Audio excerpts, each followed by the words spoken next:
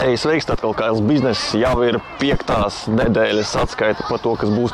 Bet pirms tam tev te gribu parādīt savu dzimtās skolas rajonu, kuru, tagad diezgan superīgi pateicoties. Liels paldies Suškova kungam un Rīgas domē, kad, tik skaists mums laukums taisa. Tagad daļai te parādīšu, kas vispār Purcēmā notiekās. Un piereiz pastāstīšu par piekdienu, par 5. nedēļas atskaitu. Ko man 5. nedēļā sanāca iztaisīt, tas bija otrdien sanāca izveidot tomēr tikšanos ar mākslinieka aģentūras vadītāju. Tikšanās vispār burvīgas sanāca. Jana, mana kolēģe, šajā ziņā vispār ļoti feins speciālists. Viņu uzreiz paņēma un parādīja, ka ja viņai iedot kādu projektu, ka viņi no viņa neatlaidīsies un cīnīsies līdz pēdējiem. Tā kā man liekas, ka diezgan maz cilvēku ir palikuši mūsdienās, kuri par esošo projektu tā ņems un cīnīsies. Atkal otra lieta. Ko vēl par Jānu komplimentu gribēju izteikt, kad man liekas, tādu cilvēku, kurš vēlās maksimumu no esošā projekta iegūt, gan kvalitātes ziņā, gan servisa ziņā, ka viņi, es nezinu, kāpēc viņi nestrādā uz onkuli kādā mākslinieka aģentūrā, bet man liekas, ka ļoti viņai noveiktos, ja viņi to izdarītu. Tā kā mums šeit papildus vēl vienu futbola laukumu paņem un uzblieza. Vēl šeit, nezinu, kas pa laukumu, tagad tikai pirmo reizi šeit ieši, pat cik visa vasara bija kā slēgtā zona. Bet tā cilvēku diezgan daudz. Nokavēja, pirms tam mūzika spēlēja, tā diezgan ničīgi. Tagad maleči. Liels paldies par šitādiem te rajona līmeņa pasākumiem. Otra lieta, ja ne par nekustamo īpašumu. Ko vēl uzspēja? Papildus 10 eiro uzspēja nopelnīt. Pārdodot, laikam, no vecākiem kādas, nevis 10, atvainojos, 10 eiro sanāca par grāmatām nopelnīt, 15 eiro par pārdoto vidziku. Tā kā, vai nu 10, kādas starpība. Pēc tam paņemsim, paskatīsimies. Tā kā kaut kāda sīkami atbrīvoties no vecāka lama, tomēr var make some money, Nav liels, bet tas tā, lai vienkārši kustētos priekš, lai tev paņemtu parādīt, ka ar tādām vienkāršām kustībām lietām var paņemt nopārdot. Un iegūt kādu naudiņu, diezgan feini. Skrienamais lauciņš mums uztaisīs tagad, totāli man nebūs nekādu atrunu, lai no rītiem pārstātu skraidīt, vai arī vienkārši, lai sāktu beidzot skraidīt, Jo no rītiem tik drausmīgi gribās gulēt, bet šeit vienkārši nebūs kur likties. Kas vēl par patīkamu lietu notikās? Sapratu to, ka mums jākustās tālāk. Kur vienam projektam nosacīti veselu mēnesi veltījām, jāķerās pie otra projekta. Par otro projektu, te par visām tām sev lietām, ar kurām darbojāmies, atcerējos par vienu savu veco mājaslapu, kuru ir pēc internetu veikala principa, kura pārdot saites, nosacīt linkus sev būvniecībai. Ko mēs darīsim ar to? Domāju, ņemšu atkal optimizēšu, atkal uz pirmo Google lapu izmetīšu. Tā kā, kas priekš tevim būs interesanti, tīri, ja tu esi internetu veikala īpašnieks, parādīšu, kā tev dabūt trafiku, pirmos klientus, ne pirmos klientus, varbūt tās iešu nedaudz sev detaļās, kā to visu var darīt. Pastarstīt pēc tam mums solīja, kad kaut kur uz nākamo gadu būvēs slēpošanas kalnu, tā kā man ir godīgi, ja man sanāk dzīvot tieši tajā mājā, tur pašā pirmajā pagalmā, tā kā atverot pagalma durvis, sanāks aiziet un aiziet paslēpot. Tas diezgan krūti iemesls iegādāties slēpes un tādas lietas. Bet liekas, ka cilvēki dalās divās daļās, slēpotāji un snovotāji. Bet kā ar snovu nostāvēt, to nesaprot. Tas taču ir fucking nēti. Tā slēpēm tādu taisni un tikai taisni. Tādu diezgan feinu basketbola groziņus uztaisīja.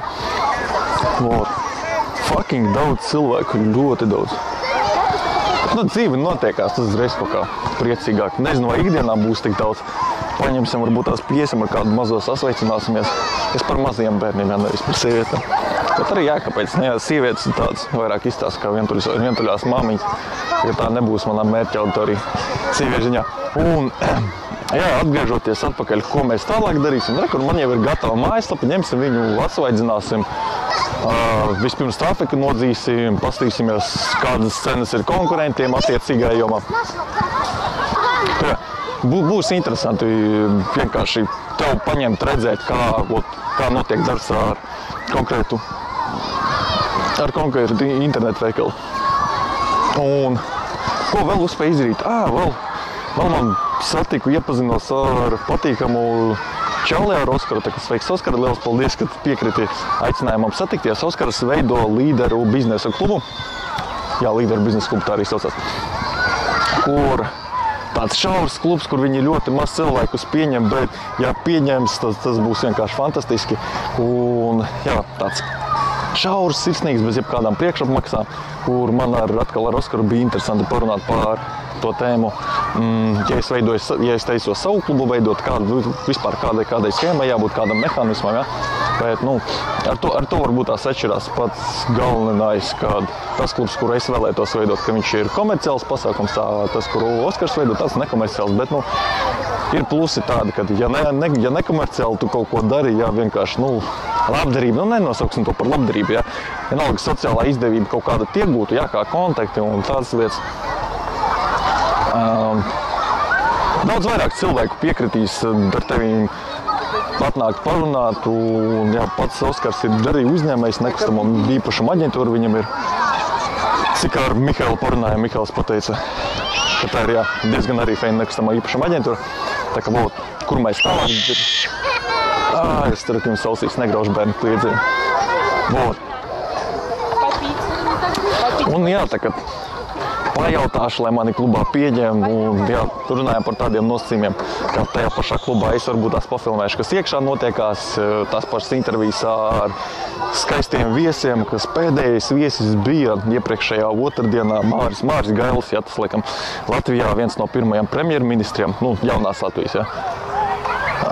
Premjerministriem, kurš savā laikā uzspēja banku nodibināt, un tajā pašā banka uz tās pašas bankas nopelnīja miljonus. Pēc tam viņš uzspēja pāri Atlantijas okeānam savus jahtas doties. Un, teiksim, cilvēks, kurš vienkārši dzīvo, ja, tajā vārda pilnajā nozīmē. Ja. Viņš vēl joprojām kaut kāds projekts taisa, un viņa pieeja pie projektiem, starp citu, Māra Gaļa, ir diezgan interesanta, kad viņš katram projektam veltā ne vairāk kā 5 gadus. Ja. Pat ne projektam, pat konkrētai projektu nozarei, kurā viņš darbojās. Ja. Tāpēc būs interesanti, ja, kas vispār ar to klubu notiksies, kā savu daļu no kluba es vēlos ielikt to, kad organizēt pasākums, nosītot 20 cilvēki, ja, paņem piedāvāt, kur mēs dosimies. Mēs dosimies pārgājienā, pirmā versija, vai aiziesim uz paintball pašaudīties, kā otra versija, vai trešā vienkārši paņem pirtiņu noērēt un paņem pasildīties, un pēc tam dīķītī papeldēties. Tā kā, tas ir tas, ko es vēlētos, ja, kā klubam piedāvāt.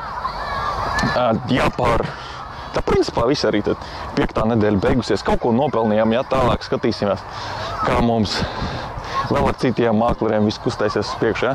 Tā kā, galvenās darbības jau ir izdarītas. Ja? Pirmais tas vilnis ir noies, protams, kaut kur pēc mēnešiem 2 atkal jāatgādina par sevim tie pašiem mākleriem. Jāpasaka, jāpasaka tiem pašiem mākleriem, kur mēs vēl esam, ar mums vēl var sadarboties, ja? Kā mēs jums varam palīdzēt. Ja? Un, principā, viss. Ko vēl tev tādu novēlēt? Kas vēl šonadēļ tika pabūts? Ar Mihailu tikāmies šonadēļ. Viņš atbrauca no Krievijas, tagad iemācījās hipnozi. Man liekas, ka Latvijā viņš ir viens no retiem cilvēkiem, kurš tādā līmenī zina hipnozi. Un liels paldies viņam. Rītdien sarunājām, kad viņš ar manīm jau pastrādās. Ziniet, kaut kādas bērnības traumas atstrādāt, kur pagaidām nezinu, kā viņas saistās ar manu tagadni, bet būs interesanti apstīties, kā es mainīšos un kā tādas lietas, kā visas tās traumas tiks apstrādāts. Fucking daudz cilvēku, bet tas ir krūti, kad dzīvība notiekās. Aiziesim varbūt tas vēl līdz tam galam, bet, principā, ja par kailo biznesu, kas projektos notiek, viss notiek diezgan feini. Un tagad es domāju, ka uz rītdienu vēl izlaidīšu video atsevišķi par veģetārismu. Ies labos vai negatīvos padomās kādam citam, bet tīri video būs par to. Par manējo pieredzi, ko es darīju, ko es nedarīju, manas pašsajūtas un vai tev to darīt vai nedarīt.